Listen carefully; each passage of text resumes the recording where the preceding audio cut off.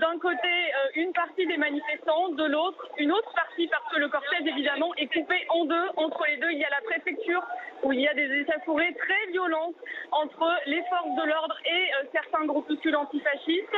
On a vu pas mal de caillassage, de jets de bouteilles, de jets de pierre contre la préfecture, des tags, des jets de peinture. Mais là, deux lances à eau, vous le voyez sur ces images en direct, sont déclenchées par les forces de l'ordre. Ce sont des images assez impressionnantes que l'on n'avait pas vues à Nantes depuis un petit moment. C'est-à-dire que ça débordait, mais pas à ce point-là. Et là, on retrouve une situation effectivement qui correspond à celle des manifestations contre la loi travail en 2016. Anaïs, est-ce qu'on sait qui est à l'origine de ces affrontements, de ces incidents ? C'est très compliqué, très difficile à dire. On sait que lorsque ça dérape, il y a souvent des cortèges remplis de pas mal de lycéens et d'étudiants. C'est souvent à ce moment-là que c'est un petit peu tendu.